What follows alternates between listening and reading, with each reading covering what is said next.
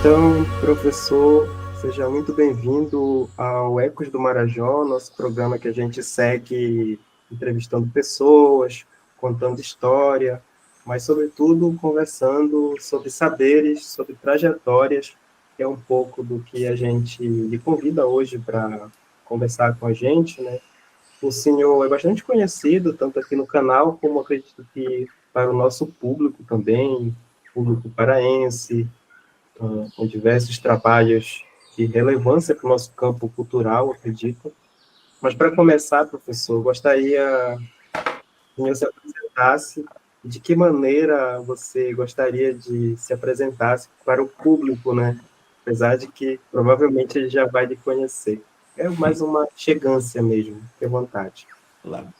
Pois bem, eu sou o Antônio Juraci Almeida Siqueira, que eu não uso todo nome porque muito nome pouca gente. Antônio Juraci Almeida Siqueira, nasci no município de Afuá, na localidade de Cajari, sou ribeirinho, portanto, nasci no dia 28 de outubro de 1948. Portanto, já completei 77 voltas em torno do Sol, né, no dia 28, próximo passado. E vivi lá no interior, no Cajari, até os 16 anos de idade. Lá eu vivi 16 anos, quando então eu mudei para Macapá. Na época ainda território, né? Ainda território, eu mudei para lá. E lá fiquei por 11 anos. Lá eu servi o exército, terminei o- acho que na verdade era o fundamental, a gente chamava de colegial, no colégio mapoense, né? Eu trabalhei, eu fiz, no caso, eu fiz ciências exatas, né? Na época. E ainda cheguei a prestar até 75, então eu ainda prestei vestibular, o primeiro vestibular lá em Macapá mesmo, né? Eu passei no ramo de ciências exatas, não passei nessa primeira tentativa. Em 76, em fevereiro de 76, eu cheguei em Belém, né? Eu vim em Belém em tratamento de uma filha minha, da filha mais velha, e terminei, né, ficando em Belém. Passei por alguns endereços, na, eh, morei alguns meses na casa de um tio lá na Cidade Velha, no Doutor Assis, né? Aí vim mudando de endereço, até chegar onde eu já estou aqui, aí encontrei a felicidade, né? A passagem de felicidade onde eu moro, né? Sim. Essa passagem recebeu muita história de muitas partes, né, do tempo das cartas que se escreviam, né, das cartas que se faziam, justamente por conta do nome, né, Passagem de Felicidade. Tem inclusive um poeta paraense que já está no andar de cima, Leonan Cruz, numa torre, disse o seguinte: que é o trovador da cidade, o maior que temos cá.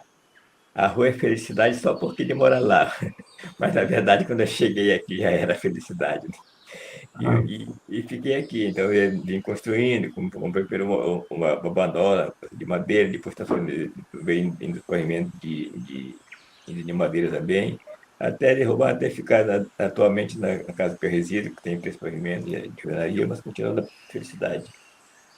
E vim acompanhando o próprio bairro, a própria evolução da passagem. Começou com estiva de madeira, depois veio a pissarra, depois aí hoje está no asfalto, é aquela várias evolução. transformações, né? Várias transformações. E, E aqui professor, fiquei. Eu trabalhei outra coisa. Eu trabalhei, mesmo em Macapá, comecei a trabalhar com meu irmão quando cheguei lá, como açougueiro. Primeiro como ajudante, depois trabalhei por conta própria, vários endereços lá em Macapá. E cheguei aqui ainda como açougueiro. Comecei a trabalhar, vim trabalhar com o senhor, Lorival. Trabalhei aqui no Jurandeiro, trabalhei por conta própria, então eu vim trabalhando como açougueiro há muito tempo, né? Quando eu prestei vestibular em 1978, eu trabalhava no açougue. Quando eu comecei a fazer o curso, eu sou formado em filosofia, né? Licenciatura plena em filosofia. E na época, quando eu passei, eu trabalhava, eu ia para o açougue da universidade, andava aqui, trajeto lá de bicicleta, inclusive eu ia na universidade, né? Ainda era tudo na pissarra. Hoje em dia está tudo asfaltado, aquela parte da própria universidade já está duplicada aqui, inclusive, esse tempo não. Então foi assim que eu fui passando. Então terminei e em 83 eu me formei, né? Eu terminei em 82, mas realmente peguei o diploma em 83. Aí eu formei. centros aprendendo em filosofia. E passei um tempo daí, só bastava eu comecei a lecionar. Lecionei em várias escolas em ensino médio, né, de filosofia, várias escolas, e terminei já dos últimos anos, fiquei só no Colégio Parque de Carvalho, né? Me aposentei pelo Colégio Parque de Carvalho, de filosofia. Já 2 anos aposentado, agora já não estou já como professor por listão. Ah, legal. Eu ia aproveitar que o senhor falou um pouco da origem lá do Rio Cajari, né? É, E falou um pouco sobre a Fuá, né? Assim, quais um pouco das lembranças que o senhor traz? Assim, uma Fuá que o senhor se deslocou aí em 70, né? Uma Fuá que já é uma cidade. na verdade, eu morava no interior mesmo, lá na saída do município, eu fui poucas vezes, fui batizado lá, Ah, quando a gente vivia mesmo em beira de rio, né? Poucas vezes eu me lembro assim, do Afuá, quando eu estive lá, fui batizado lá e acho que foi mais 2 ou 3 vezes depois, assim, de adolescente lá, então não me lembro muito dessa fase da Afuá lá, sim, entendi. agora do próprio interior mesmo, Cajari. Eu comecei a estudar numa escola municipal mista São José do Cajari, uma escolinha de um chalezinho caiado perto de casa, né? Perto de casa, a gente ia de canoa, tive Era uma várias. escola ribeirinha. É uma escola ribeirinha, a gente ia de canoa, ficava no mesmo lado do rio de casa, né? Próximo tinha de canoa, encostava lá, era lá aqueles tempos de escolas aí, de escola mista, sabe? Daquele tipo de mesa retangulares, né? Mesa grande, um banco de cada lado, né? No lado aí, uma mesa para aluno, uma mesa para alunas, né? E, Sim. tipo, e então eu comecei a estudar justamente lá. Só que lá não se dava boletinado, passava aí, cheguei a ter um ano, inclusive, eu cheguei, era na quarta série, que eu passei da quarta série, e uma coisa interessante, a professora, não me lembro dela, a professora Cleia, ela me chamou e disse que ela não podia mais me lecionar para mim, porque ela só tinha quarta série também. Nós estávamos empatados, o aluno e o professor. E pior Aí que era eu, uma realidade, né? De muitas. era uma realidade no interior. E aí, no outro ano, já foi um professor, que até meio aparentado nosso, que ele tinha o ginásio. Ele é formado no ginásio de Macapá, né? E aí eu fiz a quarta série. Mas quando eu cheguei, como eu não recebia boletim nada, eu não tinha como provar. Quando eu cheguei em Macapá, eu tive que vou fazer aquele. Como era? Era curso de admissão, era. Então, havia programa de admissão, tinha que fazer a Era uma admissão espécie de nivelamento, né? para fazer a admissão no ginásio. Lá que eu fiz o ginásio, aí eu fui estudar no ginásio de Macapá. Estudei no ginásio de Macapá, quando eu saí de lá que eu fui para o Colégio Mapanhense, né? Então, terminei lá e cheguei aqui em 76 e só prestei vestibular realmente para prestação em 78 já. Sim. E agora, sobre um pouco dessa chegada, né? Você até já comentou um pouco, mas queria que você comentasse um pouco mais. É uma coisa que vira e mexe alguma pessoa que veio do interior,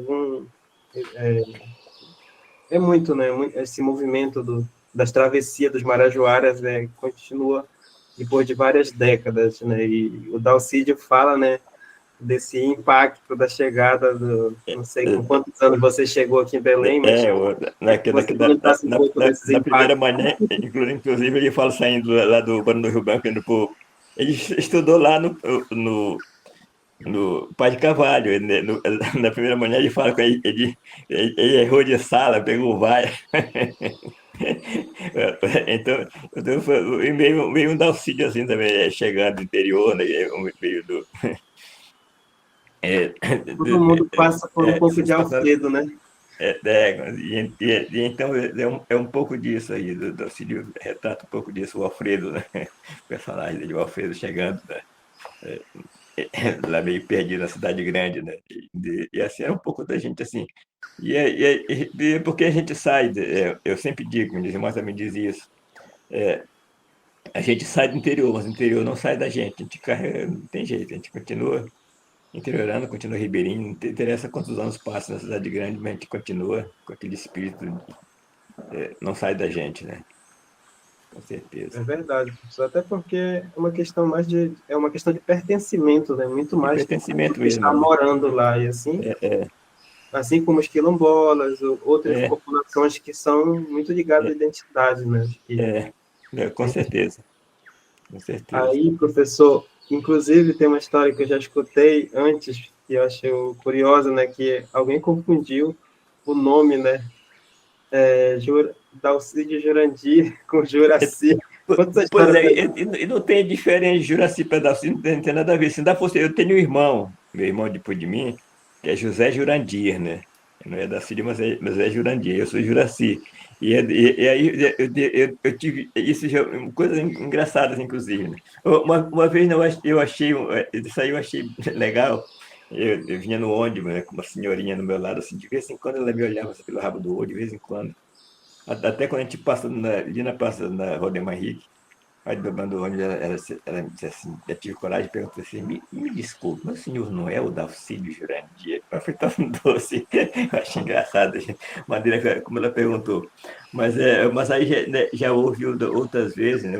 Uma vez, uma, uma professora, estava eu, acho que o Alfredo Garcia, ali na barriga, lá no Mosqueiro, numa escola. E aí a mulher ficou responsável de ler a biografia de cada um. Só que na hora de, em vez de ela ler a minha biografia, ela pegou do Dalcídio. Aí ela, Dalcídio Jurandir nasceu então e morreu. Aí ela me olhava assim, morreu. Foi uma cena muito engraçada. Depois que morreu, lendo aí que eu estou diante do defunto aqui no Então, não morto foi só vivo. uma vez que aconteceu. Essa de confusão, e não sei por que, mas esse caso deu confusão. Tudo bem, são marajoaras, escritores, tudo bem, mas Jurandir para Juraci, para Dalcídio, para Dalcídio Jurandir, para Antônio Juraci, é muito distante. Mas Sim. acontece isso, engraçado. Agora, professor, eu gostaria que você falasse um pouco da formação literária, influências, né? Ainda jovem, você teve contato com a literatura de cordel, né? Que é um dos seus marcos. De que forma o É, cordel e a literatura popular influenciaram o seu estilo? quando certeza, porque a leitura ela precede a escrita, né? Isso aí não tem jeito. Então, primeiro leitor para depois ser escritor, não tem jeito. Então, quem pouco lê, pouco fala e menos escreve, não tem jeito. Então, a literatura que eu tive em contato, lá no interior, né? É, uma delas era os almanaques de farmácia, que todo ano chegavam, né? A gente lia muitas coisas lá, almanaque de farmácia, que mandava, e o meu irmão começou a mandar, aquele de Macapá, já Siqueira, o mais velho, e de lá ele mandava revista em quadrinhos, mandava aí, o Tico-Tico, Tarzan, Mandrake, toda aquela revista aí, que Recuta Zero, tudo isso aí chegava de mão, revista em quadrinhos, né? E aí o meu pai, eu perdi meu pai era canoeiro, meu pai era o encarregado da canoa Flor do Cajari, que era uma canoa freteira, a vela. Eu cheguei a viajar nessa canoa, em menino, 18 anos, por aí. Já com meu tio, que a canoa era do meu tio e padrinho, José Siqueira, né? E o meu pai era encarregado dessa canoa, era piloto encarregado. É, Com a morte do meu pai, assumiu o lugar dele na Flor do Carreiri, o senhor José Oliveira. Ele passou a ser o encarregado da Flor do Carreiri. E a minha mãe, anos depois, casou-se com esse senhor José Oliveira, do qual ele deu 3 filhos, tem 3 irmãs, né, desse casamento. E, então esse senhor, ele comprava em Belém, nesse tempo se vendia no Tablado do Velho Peso, folheto de cordel. Quando eu cheguei aqui em 66, ainda, o pessoal ainda vendia o folheto lá naquele tablado. Hoje em dia você não encontra mais lá cordel, mas nesse tempo eles vendiam. E toda viagem ele levava esses folhetos para casa. E eu lia esses folhetos para parente, para vizinho, e geralmente à noite. Até mesmo que no interior tinha um dito, depois que eu vim saber de onde é que vem a história, e que quem conta história de dia cria rabo, né? A gente só contava história de noite. De dia cria rabo. Depois que eu vim saber de onde é que veio essa história de criar rabo quem conta de dia. Vem do tempo da escravidão, né? Os senhores colocavam na cabeça do escravo que era justamente para ele não se distrair e contar a história aí, para trabalhar, não ficar contando história do trabalho, essas coisas aí. É, e só contava à noite na senzala, é daí que vem a história. E isso era no interior, quando você dia criava, a gente fazia de noite. Geralmente eu lia de lamparina, né? Eu lia com esse folheto, eu lia para parente, para vizinho, e eu lia com constância, né? Tanto ler para tantos aí, que tinha folhetos que praticamente eu decorava de tanto ler. Já tem um folheto que eu sei praticamente de cor até hoje por conta da leitura constante. Por exemplo, a Intriga do Cachorro com Gato, que começa filosofando, né? De Zé Pacheco. a intriga é mãe da raiva, o mau pensamento é pai da casa da malquerência, desmantelou não sai, enquanto a intriga rende, a revolução não cai. Quando o cachorro falava, gato falava também. Gato tinha uma bodega, como hoje os homens têm, onde vendia cachaça encostada no armazém. É assim que começa o folheto. E ele começa assim e termina quando os dois, a briga dos dois, e aí fechou o tempo na porta do barracão, e é a briga dos dois. Né? Da baronesa preguiça com mais do rei Leão, e ela telegrafou dividindo o pai na questão. Rei Leão mandou depressa um telegrama para trás.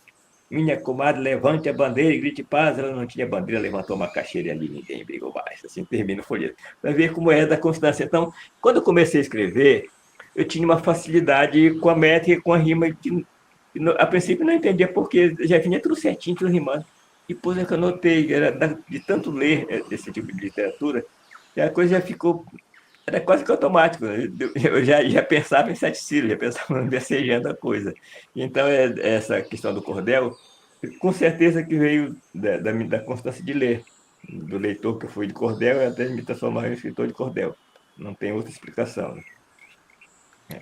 Sim, e também, sim, eu venho do coração daí do Marajó, né? Hoje, Arquipélago do Marajó, como a gente fala, também tem muito da influência da oralidade, né? A oralidade, mas todos contavam história. Minha avó contava história, minha avó, aquela história do Chapéu do Boto, que eu ouvi da minha avó, que hoje está transformando as minhas coisas mais reeditadas em vários. Tem até uma edição franco-brasileira, que é o Chapéu do Boto. Então, essa história, mamãe contava história, minha avó contava história, tinha os senhores lá, tinha o senhor Antônio Moura, como eu ouvia muita história, de inverno nós íamos para casa juntar o Cuba, né? O Cuba e castanha de andiroba, que a gente vendia. O ofício de verão era no seringagem, eu fui seringueiro, pô, sabe? Cortava seringa à noite, inclusive menino cortava seringa à noite, coisa que hoje eu não faria de jeito nenhum, ninguém me faz entrar numa mata fechada sozinho de noite, eu não faço. Naquele tempo não, era normal, e meus irmãos menores que eu, daí eu pelo outro lado, então a gente cortava seringa. Isso de verão. Quando chegava o inverno, que aí impossibilita o corte da seringa por causa da chuva, a gente trocava essa atividade pela coleta de sementes oleaginosas. A gente juntava placaxi, castanha de jiroba e o cuba, que era vendido nos barracões. A gente vendia e vendia nos barracões essas sementes. Então, duas coisas que a gente trabalhava no interior. A seringa e coleta de semente oleaginosa para venda. Certo. Cheguei a ser pescador, quer dizer, pescada normal lá, para subsistência, tudo bem, de pescar de caniço, de rede, aí que a gente tarrafa no interior. Mas eu cheguei a pescar, mas naquela pesca mais que a gente trabalhava, pescar na Baía do Marajó, com uns vizinhos que tinha naqueles reboques, a gente pescava lá na Bahia, né, que era aquela pesca mais mesmo que até aí pessoas fazem, a gente se pega. E andei, aí, inclusive, eu me naufraguei, afogamos no meio da Baía do Marajó, um dia, por de brincadeira, eu e outro rapaz, né, 12 e o irmão dele, que era mais responsável do que nós. Então, todas essas atividades eu fiz, né? Eu fui seringueiro, apanhador de açaí, era apanhar açaí, mas para subsistência mesmo, para açaí, É. da safra todo o tempo, né? Apanhava açaí. Uhum. Hoje não dou conta de dar nem uma trepada. Ainda agora eu vim da ilha do Cumbuna, nós temos a Casa das Histórias, né? Eu pertenço ao movimento Contador de História da Amazônia, Mocoan, eu fui um dos fundadores, e, e a comunidade lá, uma comunidade ribeirinha, que eles têm uma associação de barqueiros, eles eles fizeram uma casa para nós, do movimento. Ah, que legal. É a Casa das Histórias. Fizeram uma casa, inclusive, que tem cinema, tem biblioteca, tem cinema e tem o salão. O mandal onde a gente reúne para reunião, a gente recebe escola. Hoje nós recebemos uma escola, né? Quinta-feira vai outra escola para lá, a gente faz esse trabalho, atravessa por lá para fazer esse trabalho com as crianças, para ir fazer oficinas. É um trabalho muito legal. Hoje nós atravessamos com o escritor, com um paulista, atravessamos para lá, que fui conhecer também. Então, vem muita gente de fora que vai conhecer a casa. Então, muito interessante isso. Esse trabalho Sim, que a gente faz na Casa das Histórias, que é a Casa do Mocon. bem interessante mesmo. Agora, eu anotei aqui alguns nomes, né? Os mais conhecidos, imagino eu, que tem é o Chapéu do Boto, tem Paca Tatu, Cutianão, Aumentei para não mentir, entre outros muitos, né? Mas aí, assim, de longe, assim, eu percebo que o chapéu do Boto e o filho do Boto são diferentes, né? Mas a questão do Boto foi algo que pegou no poeta, a identificação foi Na inevitável. verdade, Como é que essa questão do começou Boto, isso? ser o filho do Boto, acho que em 89, se não me engano, houve no Dia das Bruxas, no dia 31 de outubro, que é o dia das bruxas, né, aí nós fomos convidados para fazer um trabalho lá na Casa da Linguagem, né? Na época, o diretor da Casa da Linguagem era o poeta Max Martins, né? E aí nós fomos, cada um resolveu Dia das Bruxas, mas nós não fomos homenagear as bruxas medievais, não, nós fomos os nossos duendes daqui. Então, a Eliana Barriga foi de Matinta Pereira, a Roseli Souza foi de Yara, poeta, professora Roseli Souza, Eliana Barriga outra, e eu fui de Boto. E eu escrevi, inclusive, para essa apresentação, o poema Eu, o Boto, quando é o Boto se identificando com o Boto, que na verdade eu fiz por conta daquele filme Ele, o Boto, encarnado pelo Richard, né, de Rapaz, Ele, o Boto. Então, quando eu vi o filme Ele, o Boto, eu digo, por que Ele, o Boto? Não, Eu, o Boto. E aí eu resolvi escrever Eu, o Boto, não ele. E aí que eu faço, que é uma... Que, na verdade, é um poema que fala disso da imagem do que o Boto. Quem é o Boto? Essa imagem, de onde que ele vem? Não se sabe, porque até porque essa imagem do Boto ele não está só na Amazônia brasileira, mas toda a Amazônia, essa personificação do rapaz que transforma, do Boto que se transforma no rapaz, que engravida as moças, tudo aquilo aí, né, é muito conhecido. E então eu resolvi fazer, aí eu vi o filme lá, eu fiz eu Boto, porque ele não, e aí eu comecei a usar o chapéu. O chapéu eu sempre usei no interior, mas aí é, eu resolvi fazer a partir daí, não tive mais como não fazer. Eu, é, já é uma marca minha. Quando se eu andar sem chapéu, a pessoa já nem me conhece mais sem chapéu, porque já ficou uma marca. Essa marca do Boto mesmo, né? Então, ele Com já marca. certeza. Aí o povo começou a me chamar de Boto, e eu digo, não, eu não sou Boto, eu sou filho do Boto, né?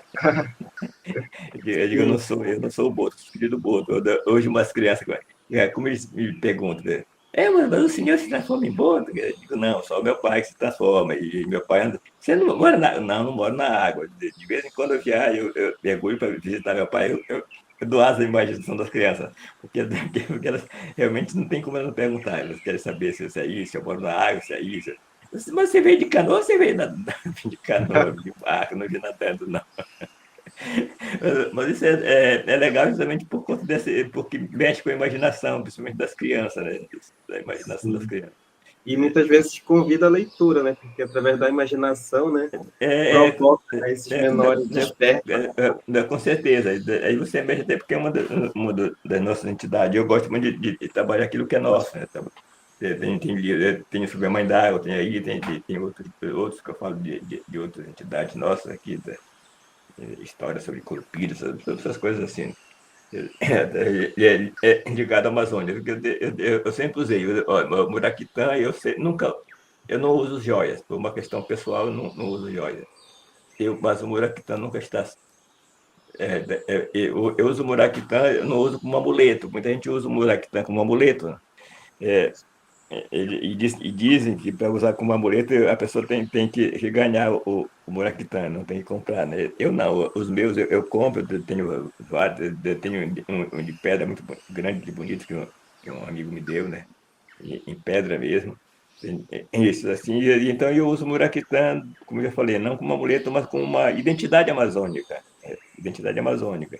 E a identidade marajoara vem aqui, o motivo marajoara que eu uso no chapéu. Todo meu chapéu eles têm o motivo marajoara feito na fita do chapéu. É a minha Sim. identidade. Eu identifico Isso aí só o o Boto Amazônia mesmo com que o tem. Maraquitã e a fita no chapéu como marajoara. Então, não abro mão dessa identidade marajoara amazônica, né? Certo. Ainda sobre esse assunto, né? Isso trabalhar através da literatura ou pelo meio da cultura acaba sendo uma missão, né? E é preservar essas narrativas, né? Como que o senhor enxerga o papel do escritor amazônico na preservação dessas memórias, folclore ou cultura popular, seja qual o nome a gente queira usar, né? Acaba tendo uma missão. Uma missão mesmo, até porque aquilo que você fala, o vento leva, o que você escreve fica. Eu vou passar, mas o que eu escrevi vai ficar por aí, anos depois vai ficar como de outros ficaram, como o do Dalcílio ficou, como de tantos outros aí, que fica essa memória porque escreveu, né? O que você escreve, você preserva. E então eu acho que isso para você passar esse legado para as gerações futuras, nada melhor do que a escrita, você deixar escrito, né? Tem uma trovas de Luiz Otávio, o príncipe dos poetas, dos trovadores brasileiros, que diz assim: meus sentimentos pequenos, não, meus sentimentos diversos, prendo em poemas pequenos. Quem na vida deixa versos parece que morre menos. Eu digo, não morre, eu digo morre menos, não, nem morre, você se perpetua naquilo que você escreve. E eu trabalho, e eu faço há muito tempo, há 38 anos. Ó, Eu já vi isso por aí. esse coração. Coraçõezinho com as Eu mensagens. distribuo diariamente, eu nunca saio sem ele. Até no supermercado que eu vou, eles vão comigo, né? Não tem jeito. Eu ando com eles há 38 anos distribuindo esses corações. São mensagens são trovas, né? São trovas de minha autoria. E isso é sempre com uma mensagem positiva para as pessoas. A pessoa pega aquela mensagem, às vezes serve até como um oráculo, né? A pessoa tira aquilo que estava precisando ouvir naquele dia. Todas elas têm uma mensagem diferente. Mensagem de cunho filosófico, religioso, mas assim, não são trovas líricas, não são trovas original, mas todos, então, coloquei um aqui, ó, deixa eu pegar esse azul aqui. Semeia sonhos, insiste, planta amor pelos caminhos, que a caminhada mais triste é que fazemos sozinhos. Deixa eu ver esse branquinho aqui. Quem tem fé, pouco se importa se a vida nem sempre é bela. Deus jamais fecha uma porta sem abrir uma janela. Então, todos eles têm, a pessoa pega com essa mensagem. Tente neste mundo louco, com todos viver em paz, que 1000 amigos é pouco, um inimigo é demais. Então, todas elas, a pessoa pega a mensagem e recebe uma mensagem para você, que é a mensagem que ela precisa ouvir naquele dia. Então, eu faço isso há muito tempo. De repente, eu termino encarnando, eu sempre digo, encarnando a fábula do beija-flor, né? Tem a fábula de que um beija-flor, que uma mata estava pegando fogo, os animais fugindo, e o beija-flor era o único que ia no lago, pegava uma gota de água, jogava no incêndio e voltava, aquele trabalho, todos os animais fugindo. E aí um dos animais via borboleta naquele trabalho e disse assim: beija-flor, beija-flor, esse idiota, beija-flor, tu não está vendo que não vais apagar esse incêndio? Ele disse: eu sei, mas eu estou fazendo a minha parte. Eu sei que eu não vou acabar com o problema da falta de leitura no Brasil, mas eu faço a minha parte quando eu dou aquela troca para a pessoa, que nem que seja aquela troca para a pessoa valer naquele dia. Então, é a minha contribuição em prol da leitura, né? Professor, ainda a gente está quase se encaminhando para o fim da entrevista, mas isso lembrou que eu já pude perceber em alguns momentos que o senhor também tem um engajamento social, né? O senhor sempre se coloca, o próprio projeto que o senhor citou, né? Que o senhor vai para além da literatura, já se posicionou quando precisou, né? De onde vem? Vem da formação social, política. O poeta também é dinâmico, né? Até porque tem a própria formação, a formação filosófica, né? A filosofia tem aquela coisa a filosofia serve muito para isso, para você derrubar a viseira, para você ver o mundo sem viseira, o mundo plural, nesse mundo aí, sem acabar com a questão do preconceito contra isso, contra aquilo, não. Então, não tem essas coisas aí, eu abro a viseira, então, eu me incomodo com aquelas coisas, justamente com essa discriminação que se faz contra várias, seja contra o negro, seja contra tudo. Para mim, a discriminação não interessa dirigida a quem, ela é sempre nociva, né? E então eu sempre levanto contra essas coisas aí, contra as injustiças, eu sempre faço isso aí. Maravilha.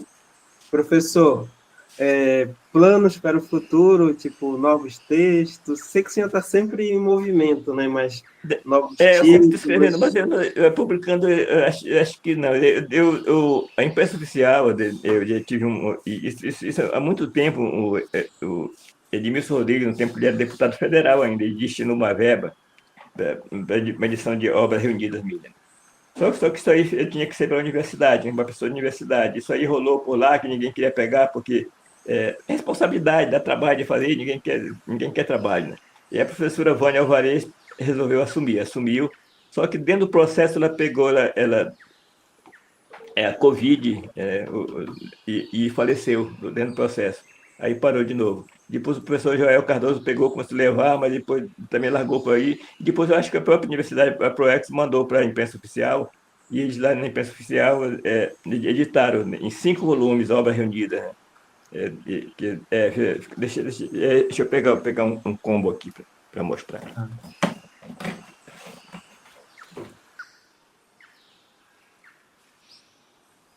Ó, ficou um combo aqui reunido em 5 volumes, eles reuniram minha obra. Assim, não está toda, mas está uma grande parte está aqui reunida. Tem o primeiro volume, que é o volume de poesia, né? Poesia. Vem o segundo volume, que é poesia popular, né? Trova e Cordel. Vem uma outra que é infanto juvenil, vem a outra que é contos e crônica, e vem a de humor, humor e verso. Então, praticamente toda a minha obra, grande parte está reunida nesse combo. Já tem pouco, acho que tem uns 4 ou 5 combos de resto. Mas a imprensa oficial vende. Você encontra lá na imprensa oficial, você encontra lá. Uma ótima novidade aí para quem ainda não. Então, quem quiser, vai lá, pega a minha obra praticamente completa lá. Eu também, pela homenagem do ano passado da Feira do Livro, que eu fui homenageado, né, da 20ª Feira do Livro, eles fizeram um combo também, publicaram 3 obras minhas no combo que foi o História de Totó, Itaí a Carinha Pintada e de outro, O Menino que eu Vestei Sonhava Canoeiro. Então, eles publicaram também esse combo, acho que eu tenho 1 ou 2 de resto já. Mas esse aqui você encontra, esse aqui tá bom, porque você encontra na imprensa oficial, você vai lá. Então, realmente, eles fizeram um trabalho muito legal. Então, professor, antes de fazer sua mensagem final, queria perguntar se o senhor pudesse indicar outra personalidade marajoara, que pudesse conversar com a gente. Você consegue pensar em alguém assim, que seja poeta? Os poetas são mais próximos, né, desse seu meio. Você pensaria em alguma pessoa que a gente precisa conversar também, que é outra trajetória importante? Uhum.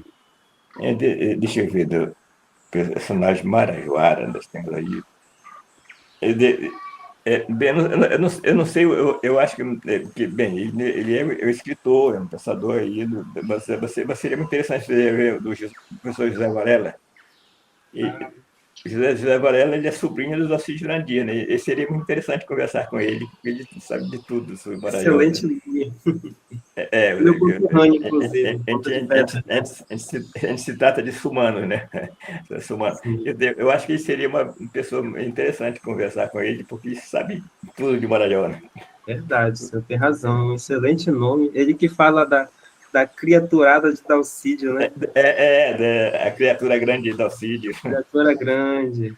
Isso. Então, eu acho que seria uma pessoa interessante para conversar. Muito bom. Adorei a indicação. Vou considerar super, vamos, quem sabe a gente consegue conversar com o professor Varela. Então, professor, escritor, poeta, muito obrigado pela conversa, por dividir um pouco dessa trajetória, né? Sei que foi um pouquinho o recorte do que o senhor pôde dividir aqui com a gente. Esqueci de falar que fui fundado, tu está sabendo que a Academia Marajoara de Letras, né? Sim. Academia. Podia pegar o membro, inclusive o presidente, o indicado da academia, para conversar, né? Poderia mandar. Porque esse seria interessante falar da própria academia, né? Tem muita gente boa mesmo, né? De vários municípios, não só da. Verdade. Boa, mais um anotado aqui. Pois aí eu queria abrir aqui para fazer sua fala final, se quiser recitar alguma coisa. Minha fala final é de agradecimento. Muito obrigado. Obrigado. Então, essa minha fala é justamente essa primeiro, de parabenizar pelo teu trabalho, que é muito interessante para você divulgar as nossas coisas no Marajó, e a outra, agradecer justamente por essa fala, nunca é demais falar sobre aquilo que é nosso. E eu sempre lembro do, do, dos versos do meu, o Neruda, do Neruda, assim. Que ele fala justamente sobre assim, diz assim, perdão se quando quero falar da minha vida é terra o que eu conto. Esta é a terra. Cresce em teu sangue e cresces. Se apaga em teu sangue, te apagas. É por isso, então, que a gente vai continuar falando na minha terra, antes de mais nada. Depois, se você quer cantar o mundo, como já falou o Pessoa, né? Cantar o mundo, cante a sua aldeia. Se você canta a sua aldeia, você está cantando o mundo, né? É por aí. Então, mais uma vez, olha, e o chapéu também, dos objetivos de usar chapéu é poder tirar o chapéu para aquilo que vale a pena. Então, para vocês, eu tiro o meu Muito chapéu obrigado, como limão do Marajoara. muito obrigado mesmo. A gente conversou hoje com o poeta, escritor, professor, marajoara, paraense, Antônio Juraci Siqueira. E obrigado pela generosidade, né, pela acessibilidade. São coisas que nos encorajam, né, a gente que está ainda se enveredando por meio da cultura, dessas trajetórias. E a você também que está assistindo, que está ouvindo, muito obrigado por acompanhar. O Ecos do Marajó segue. Até o próximo. Obrigado. Até a próxima. Obrigado. Tchau, tchau. Um abraço.